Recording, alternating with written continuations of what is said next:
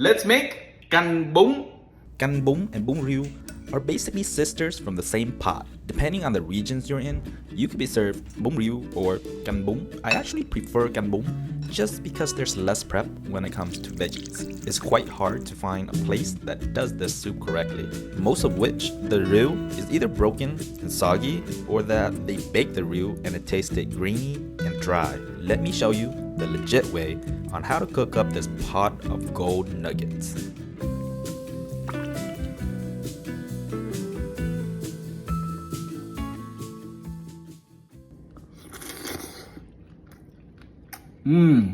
Wow. There's still a big ass piece of crab in here. Wow. Fluffy and so flavorful. Does not fall apart when I pick it up. Falls apart in my mouth. And these tofu soak up all these broth, these crabby, porky broth. There's just balls of dumpling, basically. The main difference about Canh Bun and Bun Rieu is, of course, the noodle size. Canh Bun is a thicker, like a bún bò Huế noodle, as Bun Rieu is like the thinner vermicelli noodle that they use in like spring rolls and stuff like that. So these fresh noodles are a little bit more expensive than the dried noodles. So the package is like $6.50 for a package compared to the other one package is like $1 something, you know? But there's a major difference between the dry noodles and the fresh noodle. These are so bouncy, very bouncy. Yeah, once you eat this, it's hard to go back to the regular dried noodles. Oh, and Bun Rieu, they eat the water spinach raw, just the stem, and I think they throw away the leaves. But with Canh Bun, it's actually, they use the whole water spinach, cook it in the broth, and then just throw it in your bowl. So in Bun Rieu, the tomatoes is all cooked inside the broth like this. As in Canh Bun is still a whole piece.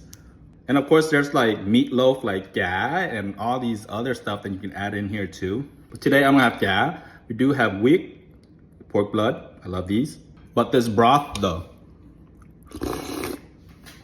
wow. Nowhere else in the world has this kind of broth. It's so complex. There's so many like flavor, aroma, savoriness, and umami, like just all hit you.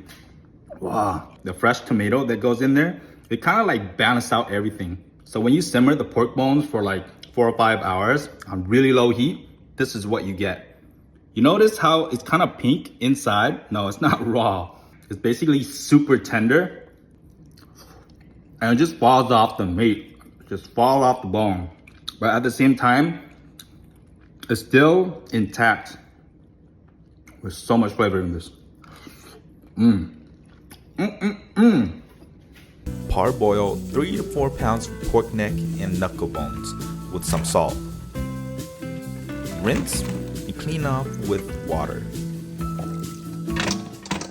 So I got a bigger pot because we're gonna need a lot of room later to put in our rieu and all the tofu and all the other stuff.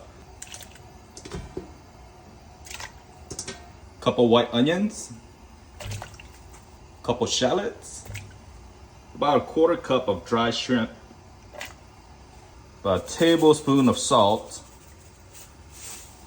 about 4 ounces of rock sugar, a couple cans of chicken broth,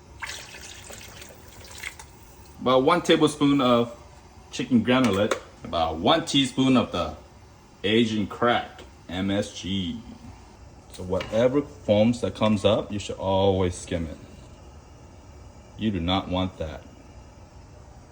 All right, here's the secret to having a clear broth. You do not want to bring this to a rolling boil. You just want it to be like that. Just cover it, but don't cover it all the way. Leave a gap like this, just so it won't evaporate all of broth. So for this to be a really savory broth, this has to be like this on a really low fire for at least 4 to 5 hours, okay? So just be patient. All right, this is the broth after about 4 or 5 hours here. Look how clear this broth is. Just letting it simmer on really low heat. We're going to take out these bones and meat. Do not discard these. These are so good, so much flavor in here. Here's a tip, throw some ice over these so it won't turn brown. So for the rest of the broth, we need to filter this out. Try to get as much juice out of them as possible. And that's where all the flavor keeps in. So to make this more authentic, we're going to use this minced river crab. This is what they really use in Vietnam to make Bún Riêu. They usually put this in the riêu, but we use like real crab meat already, so we do not want this in because this is going to give us a like grainy taste. And for me, I don't really like that grainy taste, so we're going to use this to make like a crab broth to add to our original pork bone broth or pork bone and shrimp broth over here. And to this, I'm going to add in the mắm ruốc, about 2 tablespoons of mắm ruốc. Bring this to a boil for a couple minutes. Skim off the foam, then turn off the heat and let it sit until the cloud settles. Filter the top out here. Yeah, make sure you don't over pour it. And then you can throw this away. Holy crap. To make the riêu is super easy. You don't even have to cut or chop anything. So we got 1 pound of ground pork and 1 pound or 1 jar of this crab lump. About 1 tablespoon of sugar. This is about 3 teaspoons of shrimp paste, mắm ruốc, and the ground dried shrimp.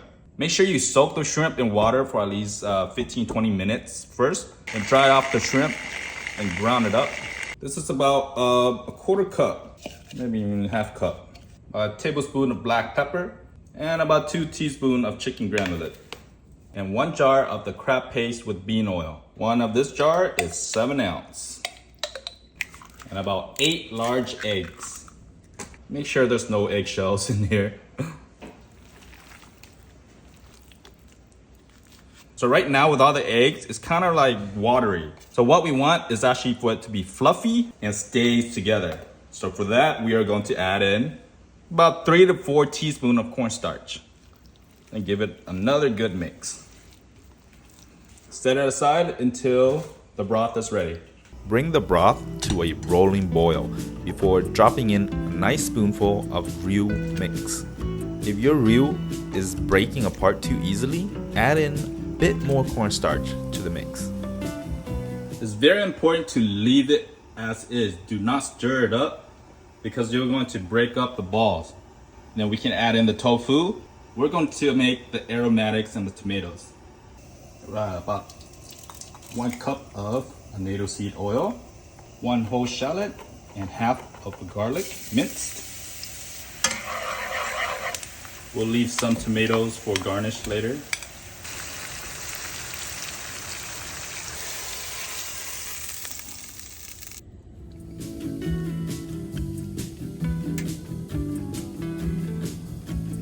And with that, our Bún Riêu pot is done and ready to serve.